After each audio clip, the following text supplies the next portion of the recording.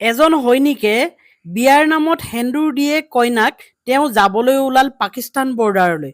হয়, তেখেতৰ দেউতাক এইজন, দেউতাকৰ মুখেদি মই কথাখিনি শুনাম, কিন্তু আপোনালোকে জানি লওক এইখন অসমতে এই ঘটনাটো সংঘটিত হৈছে।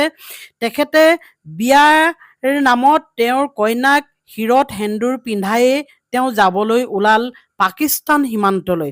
হয়, তেখেতৰ ছুটী আছিল আৰু সেই ছুটী শেষ কৰাৰ আগতেই তেওঁৰ ছুটী কেঞ্চেল কৰা হ'ল। সকলো কৰ্মচাৰী, সকলো আৰ্মি বা যিয়ে নহওক সকলোৰে ছুটী কেঞ্চেল কৰা হৈছে আৰু তেওঁক নিমন্ত্ৰণ কৰা হ'ল পাকিস্তান বৰ্ডাৰলৈ। তেওঁ ৰাজস্থানৰ এটা বিশেষ পোষ্টত তেওঁ মকৰল হৈ আছে আৰু তালৈ তেওঁক মাতিলে আৰু তেওঁ বিয়া আছিল অহা সোমবাৰলৈ, কিন্তু এই সোমবাৰৰ দিনটোলৈ ৰৈ থাকিলে তেখেতে গৈ নেপাব, গতিকেহে তেওঁ ছুটী বাদ দি তেওঁ বিয়াৰ নামত মাত্ৰ মন্দিৰত গৈ এনেকৈ সেন্দুৰ পিন্ধায়ে তেওঁ ওলাইছে ৰাজস্থানৰ সেই ঠাইলৈ, য'ত পাকিস্তান আৰু ভাৰতৰ মাজত তুমুল যুদ্ধ হৈ আছে। এয়াই হৈছে আমাৰ সন্মানীয় সেনাবাহিনী, যি সেনাবাহিনীয়ে আমাৰ দেশৰ স্বাৰ্থৰ কাৰণে যিকোনো কাম কৰিব পাৰে। ভাবি চাওকচোন, এজন সৈনিকে কেনেকৈ, কিমান সাহসেৰে নিজৰ পত্নীক শিৰত সেন্দুৰ পিন্ধাই মাত্ৰ ওলাই গ'ল তেখেত সেই ৰাজস্থানৰ সেই কৰ্মৰত সেই ঠাইখিনিলৈ।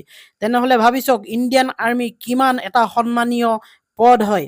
আৰু তেখেতৰ দেউতাকৰ মুখেদি আপোনালোকক শুনাম, তেখেতৰ দেউতাকে কৈছে কথাখিনি যে মোৰ ল'ৰাই এই সেনাবাহিনীত ভৰ্তি হোৱাৰ পিছত মই গৌৰৱান্বিত আৰু তেওঁৰ বিয়া আছিল অহা সোমবাৰলৈ, কিন্তু তাৰ আগতেই আজি কেইবাদিনৰ আগতে আমি অনুষ্টুপীয়াকৈ মন্দিৰতে বিয়াখন পাতি এনেকৈ সেন্দুৰ দিয়াৰ পিছতে তেখেতৰ ল'ৰা গুচি গৈছে। তেখেতৰ নামটো আমি প্ৰকাশ কৰা নাই কিছু বাধ্যবাধকতাৰ কাৰণে, কিন্তু এইখন অসমৰ নগাঁৱত এই ঘটনাটো সংঘটিত হৈছে আৰু তেওঁ বিয়া পাতিয়েই ওলাই গৈছে তেখেতে ৰাজস্থানলৈ। ৰাজস্থানৰ বৰ্ডাৰত তেখেত বৰ্তমান নিয়োজিত হৈ আছে আৰু এতিয়া তেখেতৰ বিয়াৰ পাৰ্টি, কাৰণ মানুহ মাতি দিয়া হৈছিল, বিয়াৰ পাৰ্টি হ'ব অহা সোমবাৰলৈ।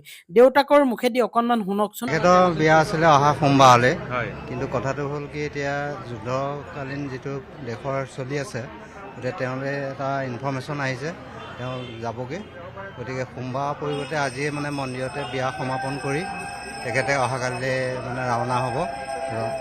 অহা সোমবাৰলৈ মানে যিটো বিয়া আছিলে আজিয়ে এই মন্দিৰতে সমাপন কৰা হ'ব। সোমবাৰলৈ ঘৰতে ৰিচিপশ্যন এটা হ'ব, কাৰণ নাথাকে নিমন্ত্ৰিত কৰা হ'ল অতিথিবিলাক, গতিকে এটা মানে ৰিচিপশ্যনৰ হেৰিটো থাকিব আৰু তেওঁ নাথাকিব উপস্থিত। এষাৰ কথা আছে, দেশতকৈ মমাই ডাঙৰ নহয়। হয়, মমায়েকে যেতিয়া ডাঙৰ নহয়, গতিকে তেওঁ সকলো নিয়ম ভাঙি বৰ্তমান সময়ত পত্নীক নিজৰ কৰি লৈ সেন্দুৰ দি তেওঁ ওলাইছে সেই পাকিস্তান বৰ্ডাৰলৈ। আৰু এয়াই হৈছে আমাৰ দেশপ্ৰেম, এয়াই হৈছে আমাৰ সেনাবাহিনীৰ প্ৰকৃত দেশপ্ৰেম। এজন ভাৰতীয় হিচাপে আজি আমি সকলোৱে গৌৰৱবোধ কৰিছোঁ যে এজন সৈনিকে কেনেকৈ নিজৰ পত্নীক নিজৰ কৰি লোৱাৰ ঠিক পিছতেই, সেন্দুৰকণ দিয়াৰ ঠিক পিছতেই তেওঁ ৰাওনা হৈছে নিজৰ কৰ্মস্থানলৈ। আৰু আমি আশা কৰিম তেখেতৰ ভৱিষ্যত জীৱন উজ্জ্বল হওক, তেওঁ বহু সন্মানৰ অধিকাৰী হওক আৰু দেশলৈ গৌৰৱ কঢ়িয়াই আনক। তেখেতৰ পৰিয়াল খুব সুখত আৰু তেওঁ খুব সুখত যাতে জীয়াই থাকে। অনাগত সময়খিনিত আমি আশা কৰিম তেখেতৰ পৰিয়ালটো খুব ভাল হৈ ভালে থাকক। ধন্যবাদ।